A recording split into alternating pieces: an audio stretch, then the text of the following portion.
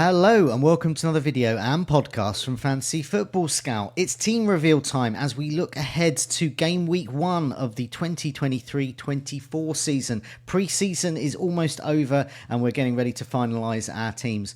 This time we are joined by Andy, aka FPL Sonaldo, from the Burning Questions video and podcast, which is a highlight of my week. During each week as I prepare for the game week and all the conundrums that are ahead. Andy, welcome. How are you?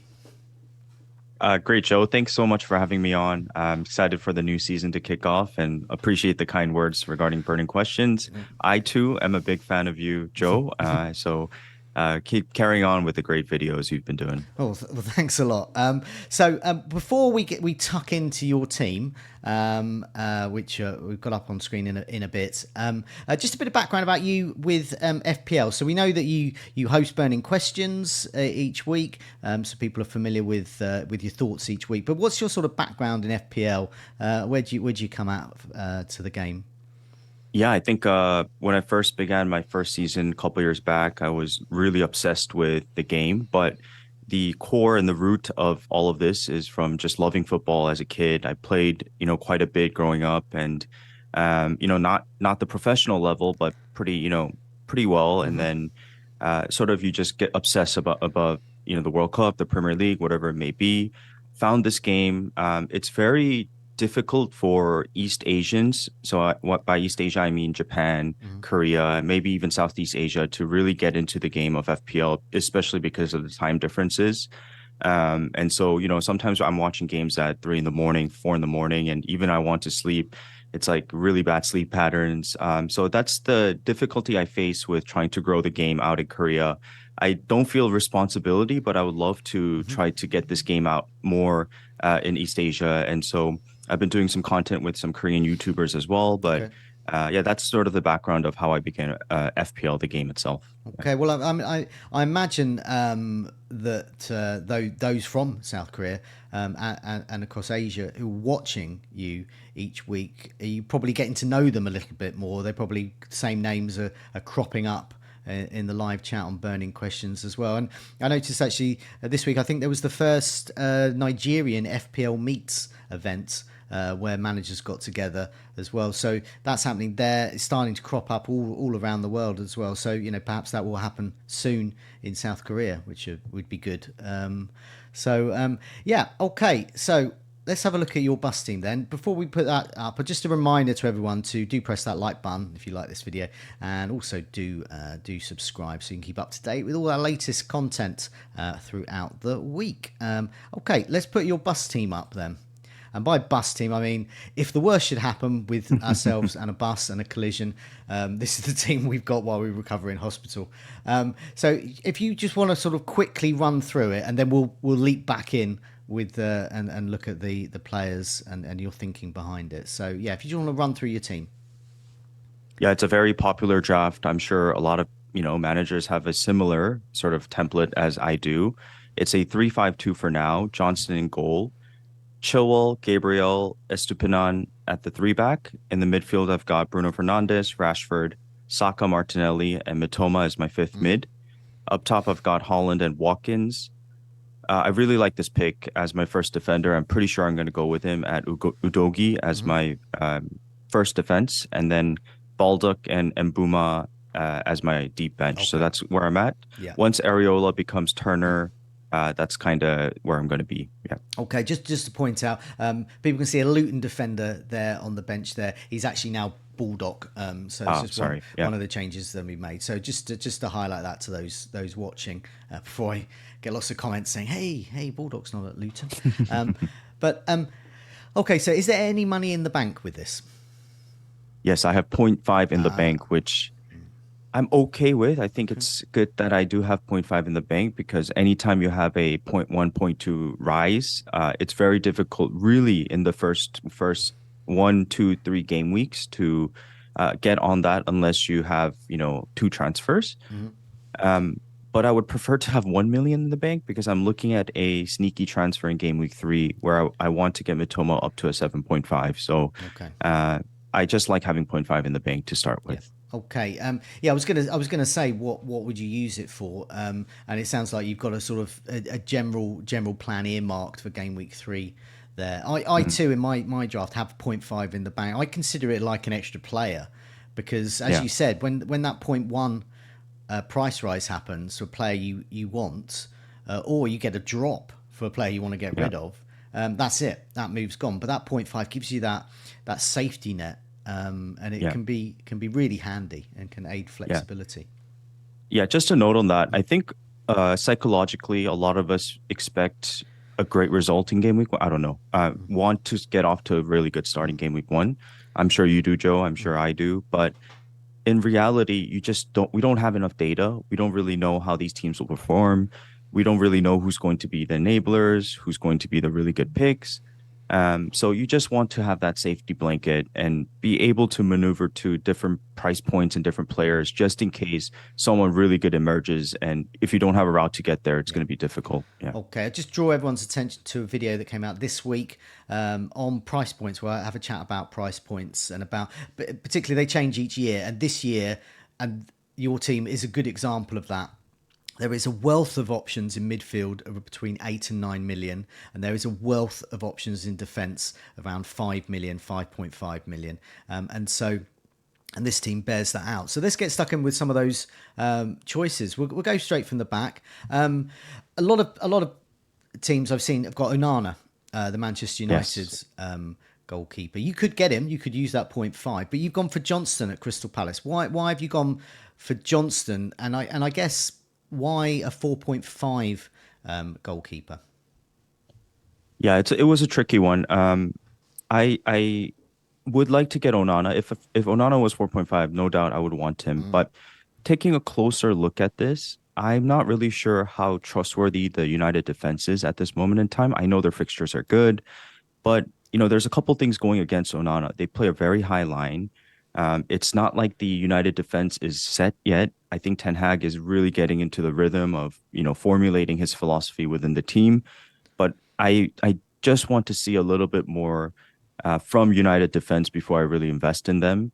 And so he's a keeper, right? He's not Luke Shaw. Maybe if it was Luke Shaw, it'd be a different story. But what can Onana actually get? If he gets a clean sheet and racks up bonus, sure, it's a 9, 10 pointer. But what are the chances of that in the first 6, 7, 8, 9 game weeks? If you take a look at every single fixture, I don't know if the chances are that high. So I would rather kind of take a bet against Onana here and use that point 0.5 in the bank or up in the field somewhere. Yeah. Okay, and you mentioned about Turner coming in for Areola. So you've got Mhm. Areola as your bench, but Turner has just, I think, just in the last half an hour, I've seen, has just officially been signed by Nottingham Forest from Arsenal. So he's the USA international goalkeeper. Mhm. Down the pecking order at Arsenal. So he's moved on to get first team football. So he hopes. We don't know whether Dean Henderson is going to Nottingham Forest permanently this season. There's talk that he will be, in which case he'll be competing with Turner. But nevertheless, we could have a starting 4 million. So does that help in your decision with a 4.5 goalkeeper, knowing that perhaps in Turner you can actually get some points off the bench should Johnston not play or Johnston have a very tough fixture? You always want 15 playing players at all times if you can. But obviously, we know, Joe, from your experience, 4.0 keepers, 4.5 forwards, they're rarely playing. So Turner is a good option, but I don't like heavily think about rotating Turner and Johnson. They rotate pretty well. There's Yeah. about 4 games where you can start Turner over Johnson, but preferably I might just start Johnson here on out. And if there's an opportunity, I'm willing to take that risk. But as you mentioned, Henderson, I do believe is going to come by the end of the transfer Yeah. window. I'm not sure who's first choice, second choice. Henderson's most likely first choice, but I'm sure Turner will get a efficient amount or enough starts from the beginning of the season. Yeah, okay. What I'll do is I'll just put the fixtures up on the screen. We'll come back to your team in a sec, but we'll just go to the fixtures just to test that out, really. So we've got Hmm. Crystal Palace, great opening fixture against Sheffield United. Sheffield United, I believe, are going to go because Ndaya has gone now. So their chief goal threat has gone. They're probably going to be fielding Ollie McBurney up front. So basically a championship striker. So that's good news for a clean sheet for Crystal Palace. But then they do have Arsenal and Brentford next, so you wouldn't expect, well, you certainly wouldn't expect clean sheets against Arsenal. Then they've got Wolves Villa, wouldn't expect a clean sheet there. Fulham, yeah, maybe. And then Manchester United, and then Nottingham Forest itself against potentially Turner. So you can see there's a mixed bag there. Whereas Sheffield United, so I mean, let's take for example the Arsenal game. You probably don't want to field Johnson against Arsenal. You Sheffield could United, start Turner. Yep. Sorry, Nottingham Forest are playing Sheffield United again. So you've got this. You've got a nice start for those two, so that does bear out there. So Luke moving down Crystal Palace. So say the Aston Villa game. So you've got Watkins. So you clearly have faith in the Villa attack there. So moving down to Nottingham Forest. Well, hey presto, Nottingham Forest have Burnley then. So yeah, all bears out, and so on with those fixtures there. So good planning and. Yeah, now he's got me tempted. I think the one thing against Johnson, Joe, is that he plays, I think, 2 away games out of the first 3. Yeah. And Crystal Palace are generally not the best away team from what we saw last year. Granted, this was post Vieira, it was a little bit better, but still they weren't great away. So that's the one thing I'm a little bit worried about. But Crystal Palace looked like a good team in preseason, and I'm hoping for some clean sheets from the first 9 game weeks. Okay, so moving to defence, you're starting with Chilwell, Gabriel, and Estupiñán. I'm not going to dwell on the merits of those players because that's been well documented, and they're quite standard and for good reason in the sort of template. But I guess the one of the issues there is playing Chilwell as opposed to perhaps playing Stones or Manchester City defender there. So you fancy the chances of Chilwell getting a clean sheet against Liverpool, but getting some form of return. I mean, the clean sheet seems doubtful considering the attacking form Liverpool's in. But you're happy with Chilwell? I think you're asking very good questions that I've been asking myself. In terms of Chilwell, it's very simple for me. It's Chilwell versus Stones. But I try to think about Estupiñán's position and what he might become in a couple game weeks time, because I'm looking at Gvardiol as a potential 5.0 option. I'm hoping, not hoping, but if Laporte does leave, and we know Ake is very injury prone, there might be a chance that Gvardiol locks up that spot as a starter. But I say this with caution in Pep's team. I am worried about not having a Man City defense. I'm almost 80-90% there with Chilwell. I see Chilwell as a long-term pick. I see him as until the wild card sort of 9 game weeks type of pick. Whereas I see Estupiñán as a potential change to a Man City player very, very soon. So that's why maybe it's a good idea to start with Chilwell. And if you really look at the first 2 fixtures, Man City play Newcastle in game week 2. I don't see a clean sheet there. Maybe. I do think that when you have Stones in your team, you shouldn't be relying on the attacking output. It's purely based on clean sheets, in my opinion. Whereas if you go for Chilwell, Liverpool, there's got to be space for him, right? He's basically a winger at this point in time. West Ham, maybe there's an opportunity he gets a return and a clean sheet. Who knows? But it's that game week 3 where he becomes a really good option all the way to game week 8. So I'm leaning towards Chilwell at the moment. Yeah, I mean, just to remind people, I've got the fixtures back up on the screen now. From game week 3, I mean, Chilwell, you want to be playing him a lot because you can possibly get attacking returns, but clean sheets look very likely. You've got Luton at home, Nottingham Forest at home, Bournemouth away, Aston Villa at home, Fulham away, Burnley away. This is a nice run of fixtures, really, with possibly only the Villa game being tricky for clean sheets. So you might end up getting clean sheets for all of those other matches. Yeah, exactly. I mean, I have seen one option I've got at the moment, and I've seen in other teams, is have Chilwell and Stones, and I've got Chilwell first on my bench at the moment, which I am worried about given the space he might get. But for me, defenders, bread and butter is clean sheets. Midfielders, bread and butter. Assists, happy if you get a goal. Strikers, goals. That's it. I'm basic. Yeah. And so, I go along with that. Sorry? Yeah, so I go along with that sort of going for clean sheets above everything else. Go back to your team again. Looking at, I mean, whilst Chilwell might not get a clean sheet in this opening fixture, he certainly will, I would imagine, in the following fixtures. And, that space he could get because he'll be up against Alexander-Arnold, I guess. Yeah.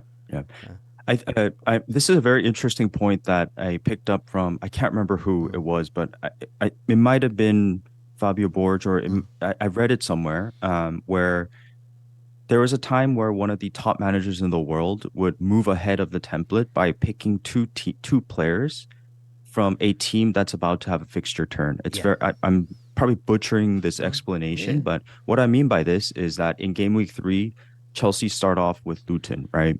We don't really know if Chelsea is going to get off to a hot start. Mm, We don't really know what Poch's Chelsea's going to look mm, like. And Cuckoo's injured, so now, that throws a wrench into these plans. But let's say that Chelsea are not too bad. Everybody's going to want one Chelsea player in mm, game week 3, mm, right? And who's that going to be? Most likely Chilwell. mm, But let's say you have Chilwell in your team already. mm. You can get onto the Reece Yeah. James. You can get onto the Jackson. You can get onto Mudryk, even whoever it may Mm, be, and have two and one ahead of the template. So yeah. this was a very interesting sort of meta strategy that I picked up, and that person was willing to take -4s to get two ahead of the game weeks, Mm, ahead of the template, and then keep those two for 4 or 5 game weeks so that they can make up the -4 and plus. So another very interesting strategy that's yeah. maybe lurking in the back of my mind. Yeah. Yeah, definitely. I think. I mean, I've come to your first bench because you're sort of doing that with the Spurs player here. You got Udogie Mm, as a 4.5 defender. Had a great pre-season, so it looks like he's playing. But let's go back to the fixtures again. So you've got a Spurs guy parked on your bench, and then we'll go mhm. back to the fixtures and have a look at Spurs in the first eight. And yeah, I mean they've got Brentford away, which could be okay, but they've got Manchester United, so you probably won't get a clean sheet there. But then game week 3, it's this a sort of fixture turn here. You got Bournemouth, Burnley away, Sheffield United. Gets a bit tough with Arsenal and Liverpool, so you can go back on the bench, and then you got Luton. So it's definitely a team you want to have a piece of around that time. So Yeah. is that's the philosophy? You're using that same philosophy there with him. Yeah, I think so. I think I'm looking at that game week 3 where Udogi really maybe becomes a legitimate option. Joe, you just mentioned to me, for you, you keep it simple. Defenders are Mm, clean sheets. yeah. And I do agree with you. I think 70-80% of why you have a defender is possibly for clean sheets. But there's Chilwell, there's Estupinan, who Mm, are sort of sneaker midfield attacking type of defender mm, picks that you are very hopeful that they get mm, an attacking return, right? Especially guys like Chilwell. Udogi is people are sleeping on him. mm. I think, in my opinion, he's a lock to start in that left back role. Okay. I think under Ainge, they're going to want to see Udogi, Son, and Madison really form a nice chemistry from that left zone, that triangle, whatever you want to call it. And tactically speaking, Son is always pulling out wide, Mm, giving space for Udogi to run in. Granted, if you look at the heat maps and if you look at the preseason games, it's not like he's bullish on I'm bullish on him getting attacking returns, but it's still a nice thing to have a attacking defender in a decent team that's very attacking in terms mm. of philosophy as well. So I think Udogi is someone that I've been keen on for a couple of weeks and pretty much there with my 4.5 Okay. pick from the defense. So you Yeah. go with that sort of price point structure there, rather than using that point 0.5 to upgrade that, going for that 4.5 option. So if it wasn't him, it could Yeah. be perhaps another person might have Pinnock or Henry Yeah. from Yeah. Brentford, for example, could be another option in there. Yeah, I mean, if I want to stretch it, I could even go Gvardiol instead of Udogi, Okay.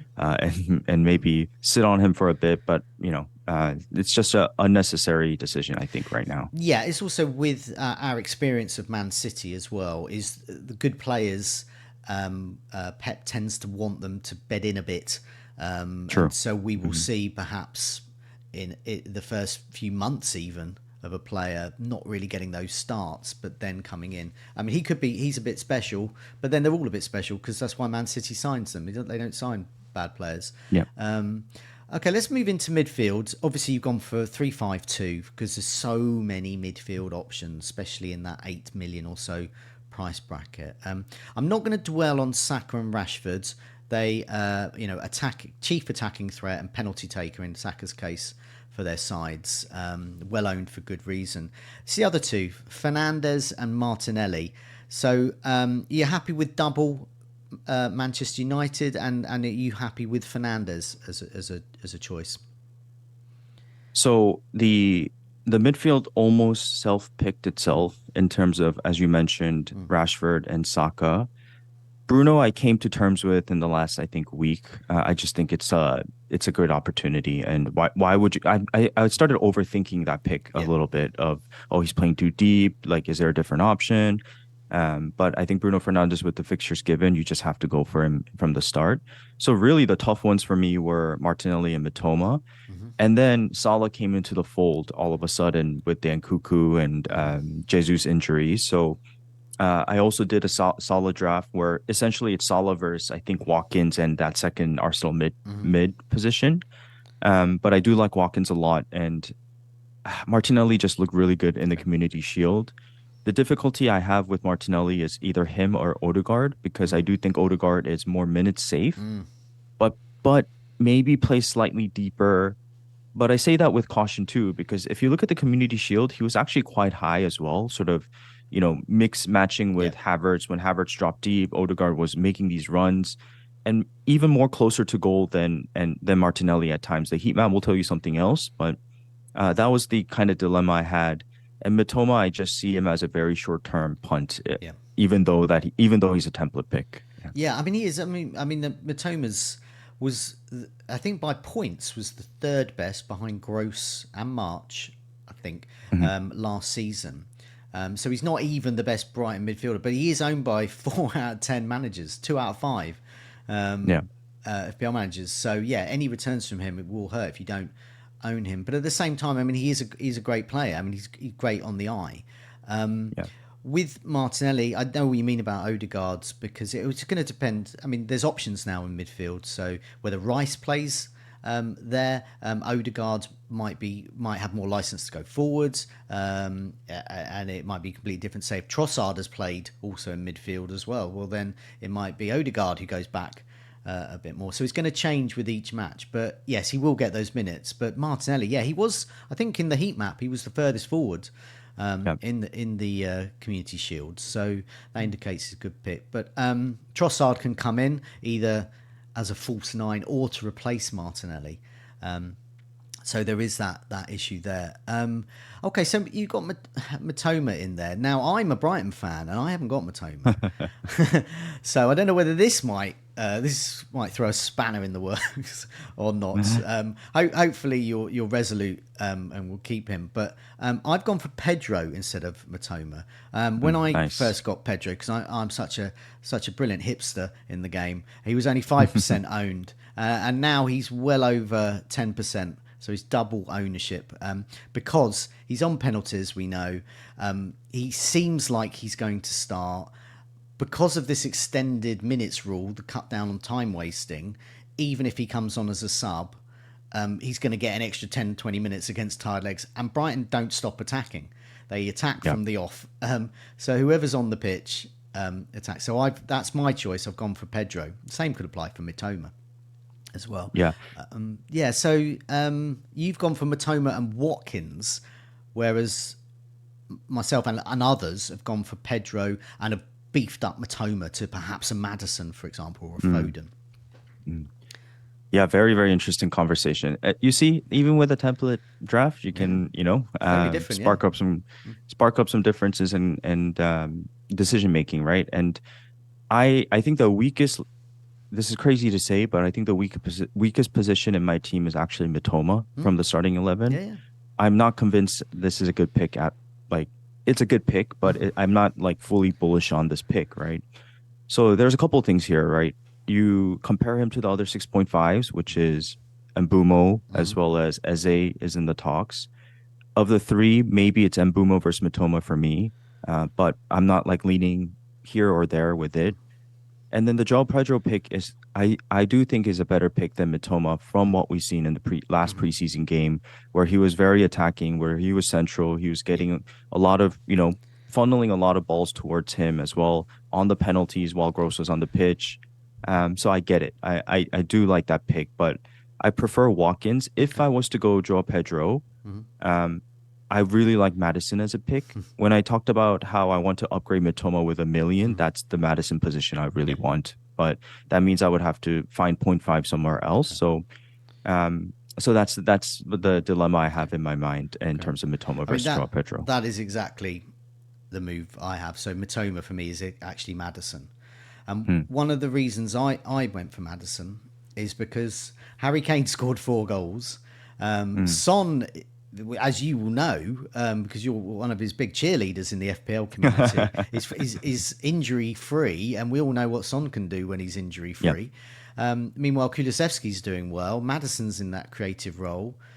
They just look full of goals, and Yeah. I wanted a piece of that from the off. Yeah. And so that's what influenced me with getting Madison over Matoma. But yeah, so I mean that brings me on to my next question. There's no Son here, so Yeah. explain to me why there's no Son here. So there's a couple things. I have to be as unbiased as possible.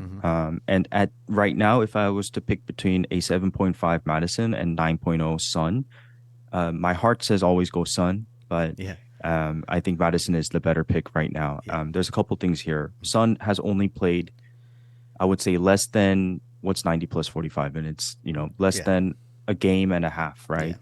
And he's just getting into the rhythm. He's going to need time to figure out this chemistry with Madison and Udogie. And if you really look at the games, he's staying super, super wide.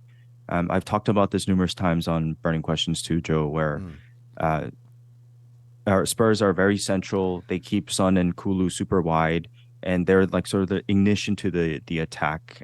Whereas Madison is the guy making the runs towards the box, forming a good chemistry with Kane as well. So I just think I'm gonna wait on Son. I'm sure he's gonna do fine this season, and I'm hoping to have him in my team at some point in time. Yeah. Okay.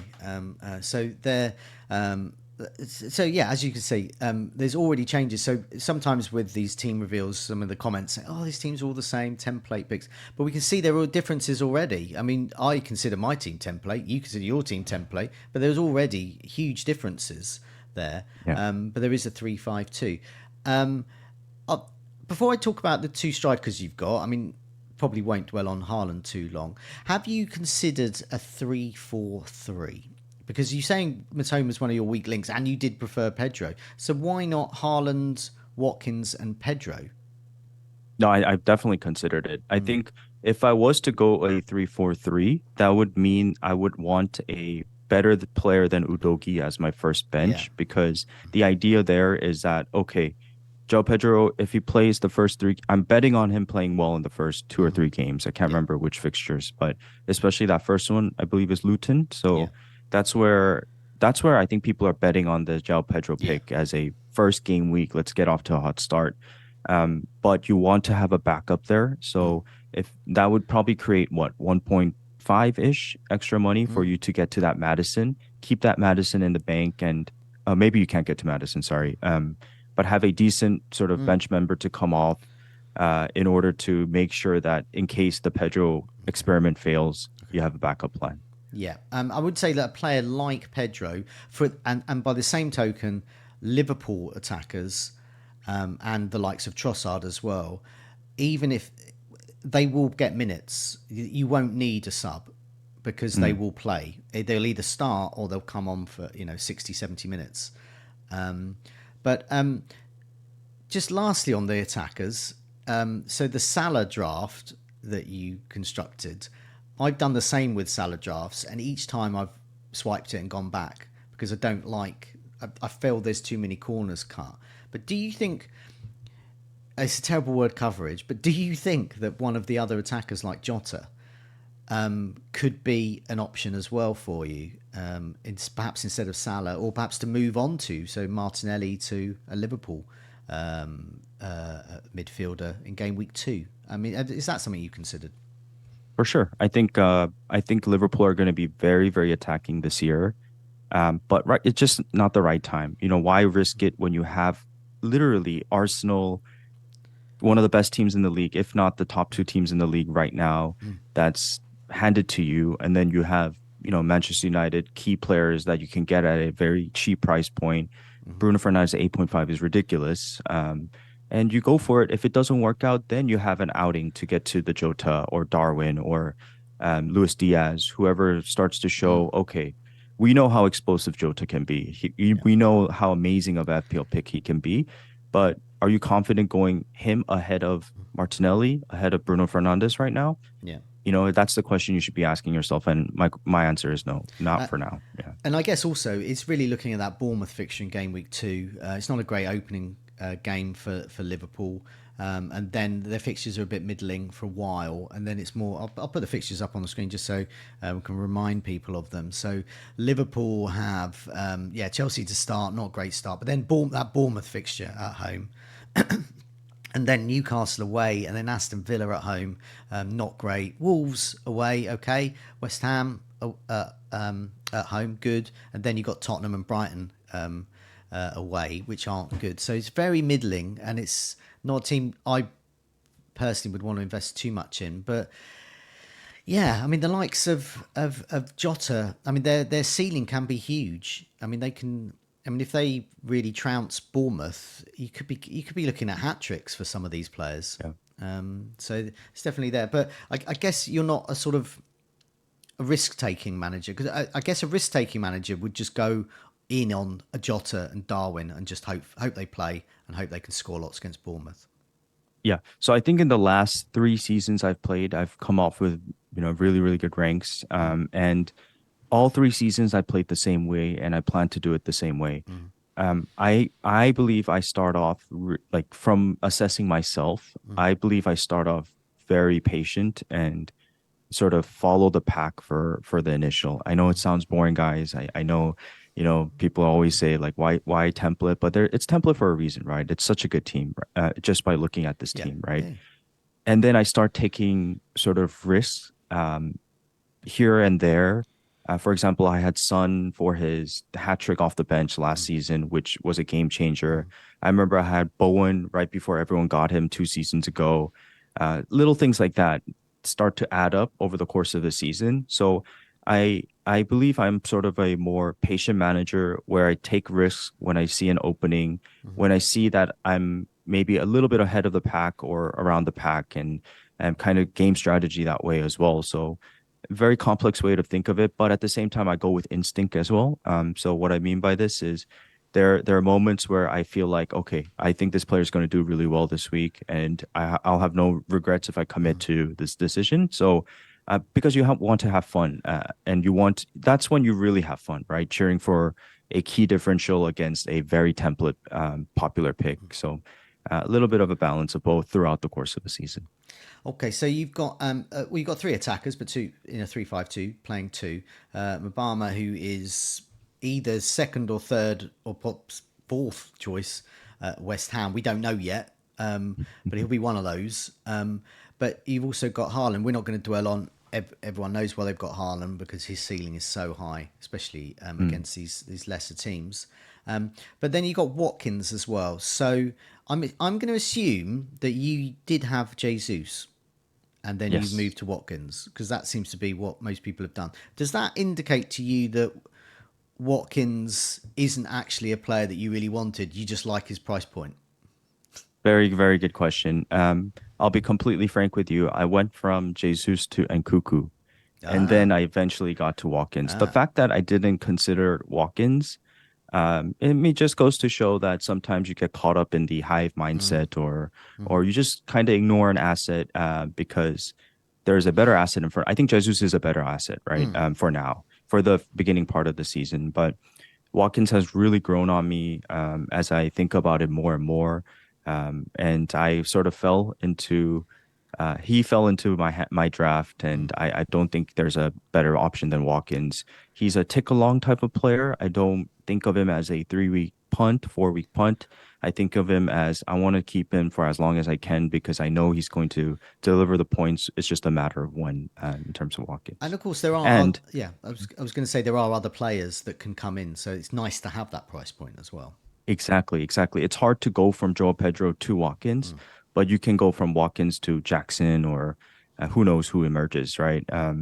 And I would also want to say that Aston Villa are a team that they're a force to be reckoned with this season. I mean, they look really, really good, and I think Watkins and Diaby could do some damage as well. So I'm very, very excited about having an Aston Villa player in my team. Yeah. Yeah, the way I went with it was very similar. I had Jesus, and then I went to Nkunku. He got injured.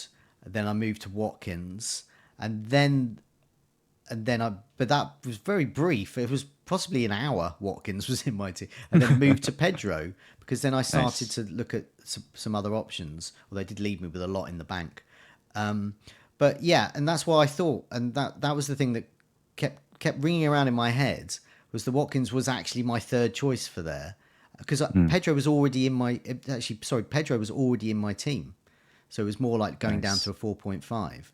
So Pedro was already in my thoughts, and Watkins wasn't. But now, obviously, speaking to people yourself, and also looking into it, because as you said, sometimes the obvious, you don't notice it. But Yeah. he is a sure starter. He's going to play the bulk of 90 Yeah. minutes. Everything about their play is geared towards getting Ollie Watkins to score. It's not like Yeah. he's like a Firmino or in a way a Jesus, where he's sort of making space for other players. It's just all about Watkins scoring. So yeah, I mean, it's a sound. He's the player I fear in your team. That's the fact that you mentioned fear, Joe. By the way, you talking about João Pedro as a Brighton fan is also very convincing. I think João Pedro, Yeah. I want him for game week 1. You just can't have him all, right? No. But when you talk about fear with Watkins, is that last season around game week 26, I believe, a lot of people brought in Yeah. Watkins. And for some reason, I decided going for Havertz that week was Yeah. this is the crazy thing about FPL. We sit here for 2 months in the summer talking about a draft and people complaining about drafts, people wanting different ideas, this and that. And then the actual game comes from these game weeks mid-season where you have like, a couple days to think about and, make a decision last minute that can backfire or do really well. And that was sort of what cost me a top 10K in my opinion last season. So I remember sitting game week game out without Watkins and being just seeing him destroy teams and not having him in my team was very scary. And maybe that perspective has sort of altered my mindset to thinking he was actually a great pick that I didn't have last season, and I don't want to be in the same position this year. Well, Yeah. I mean, this might be an example of sort of the grass is always greener, because I was one of those people who did get Watkins in, so Mm. got all his goals against Newcastle.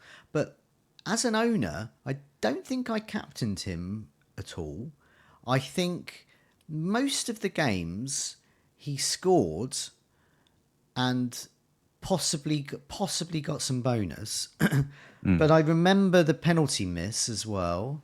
Hmm. And I don't remember, apart from the Newcastle game, ever thinking, well, Watkins has saved my game week or anything like that. I mean, I had Harry Kane, on the other hand, definitely did many weeks. But Watkins, I didn't feel that. I didn't. Most weeks he got under 10 points. But that's the point, right? Yeah. Most weeks he got under 10 Yeah. points, but he always got a return. Yeah. So that's what I meant. But Yeah. you're right. I think it was a Newcastle game where he had a monster game, Yeah. and that was detrimental as well. Yeah. Yeah, so yeah, just the more I look at it, the more Watkins is a bit of an absentee. But I myself have shied away from that 3-4-3 and gone for Mm, that because it is just the wealth of midfielders, and I mean that's probably the story of pre-season. Like last season's pre-season, the story was big at the back, big debate about that, yeah. Yeah. and the reality was middle at the back was the best. There are good cheap options, in Arsenal defenders, and you didn't need to spend so much. Now it's all about the midfield and that 8 to 9 million category.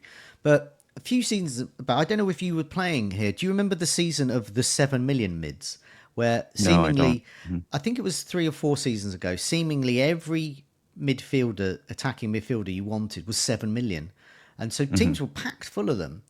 And they Hmm. had the likes of, say, Mason Mount and quite a few others. But a lot of them didn't deliver. Mm. And there was a lot of hasty rearranging because we invested too much there. So that could possibly happen here. So what if we're all wrong about Fernandes, Saka, Martinelli, Rashford? They're not all going to bang. Definitely. Hmm. What is your sort of bigger plan here? So you mentioned looking at perhaps getting Madison in game week 3. Perhaps you've got the Yeah. choice of an extra Chelsea player game week 3. But what what sort of scenarios are you playing out in your head? We're thinking, maybe we wildcard a particular week or any sort of bigger restructuring being Yeah. taken place. Yeah. I mean, great questions. I think with a team like this, you don't need to wildcard too early, because I do see myself wildcarding after, I believe it was like the first or second international break, game week 9. Hmm. Um, Here's a couple of issues with my team is that I'm lacking city assets. And so what happens with this team and this structure and these price points is essentially I can get to pretty much anyone except Salah and KDB from potentially just one move. Hmm. And from two move, no problem at all, right? Yeah. So that's kind of the flexibility I see with this team. The Udogie and Chilwell picks are there just to make sure that in case Chelsea or Spurs seem like differential teams in game week 3 to go for, I can have an extra asset. And then Liverpool is the one I'm keeping my eyes on when their fixtures turn, or I see an opportunity to hop on a Jota or Luis Diaz. I think they're very good picks as well. So no secret here. I think it's a very fairly Mm. popular, simple strategy. And I've always been sort of not planning way too ahead. I like to sort of go game week by game week, maybe think 2 or 3 game weeks in advance, but not like 10 game weeks in Yeah. advance. So that's Okay. kind of where I'm at with this team. Yeah. Okay. Well, thanks a lot for your time, Andy. It's a great team. I think over the course of pre-season, my team has been pretty much bang on this at some point, probably. Yeah. But lots of players come and go during pre-season during the tinkering there. But lots of great picks. And yeah, it's hard. I mean, when you say Matoma's your weakest link, then you know it's a good team because he's Yeah. an exceptional player. I'm sure you're going to have a good start to the season with this team. Appreciate it. Andy, good luck with this. Good luck with burning questions, and good luck with the rest of the season. See you soon, Andy. Thank you, Joe.